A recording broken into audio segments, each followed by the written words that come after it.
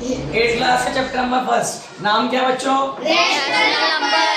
बहुत बढ़िया, आप सब तैयार हो? तो देखो हम क्या जानते हो सिंबल। चलो मैं पूछता हूँ, बताना मुझे ये साइन किसका है, बताओ। ये सिंबल किसका है? बड़ा ये सिंबल होता है हमारा लेस देन का। किसका होता है? Less than. ये साइन किसका होता है? ग्रेटर देन का। एंड जो लास्ट में बच गया हमारा क्या? Equal to. तो हम ये 3 साइन यूज करना सीखने वाले हैं। तो आप सबको ध्यान से समझना है, बहुत ही इजी वे में समझाने वाला हूँ मैं कि आपको एकदम समझ में आ जाएगा। और आप सब पहला सवाल है, ए पार्ट करने वाले हैं हम। -4/9, ठीक है। ये डैश हमारा खाली इसे भरना है हमें, और फिर है -3/7। हमें पता लगाना है इन दोनों में जो है कौन सा छोटा नंबर है, कौन सा बड़ा नंबर है, या इक्वल है। तो आपको देख के समझ में आ गया इक्वल तो हो ही नहीं सकता, इक्वल तो नहीं हो सकता। तो यानी इन दोनों में से ही साइन लगाना है, या तो लेस देन या तो ग्रेटर देन। अगर ये बड़ा हुआ तो ये वाला साइन आएगा, और ये बड़ा हुआ तो ये वाला साइन आएगा, ठीक है। जिसका साइन मतलब जो बड़ा होता है नंबर, उसी की तरफ जो है उसका फेस होना चाहिए।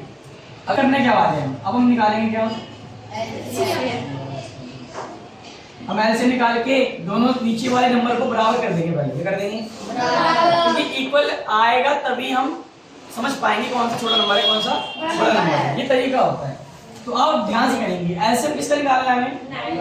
ठीक है, जो नीचे नंबर होते हैं ना, इन वाले का निकालना है, नीचे वालों का, ठीक है। तो अब निकालते हैं 9 और 7 का एलसीएम। तो 3 से एलसीएम कितना आ जाएगा?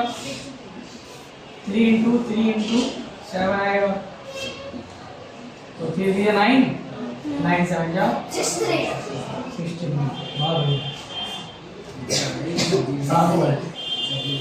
अब करना क्या है, जो पहला नंबर है इसको चेंज करना है। क्या करना है? चेंज। इसको इनटू कर देंगे, यानी मल्टीप्लाई कर देंगे। ऐसे नंबर से करेंगे जिससे 63 बन जाए नीचे। तो 9 के टेबल में कितने बार में आता है? 9 के टेबल में 63 कितने बार में आता है? तो मैं किससे इंटू करूंगा? 7 से। जितना नीचे लिखोगे उतना ही ऊपर लिखना पड़ता है, ये ध्यान रखना। तो नीचे 7 से कर रहे हैं मल्टीप्लाई, तो ऊपर भी 7 से कर दो मल्टीप्लाई।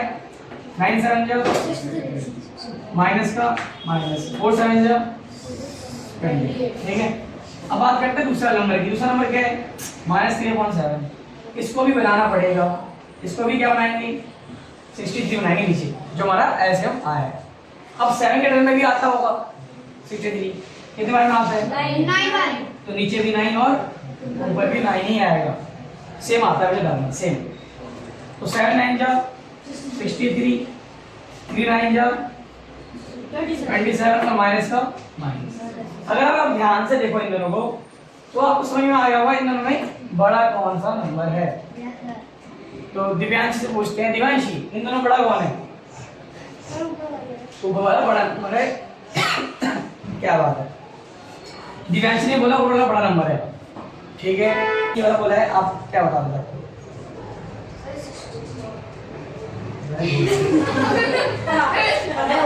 अब ये नंबर है, ये नंबर ऊपर वाला नीचे वाला? ये ऊपर वाला है। कितने बच्चों का ऊपर वाला है? तो क्या रहा है कि ये वाला बड़ा है, ऊपर वाला।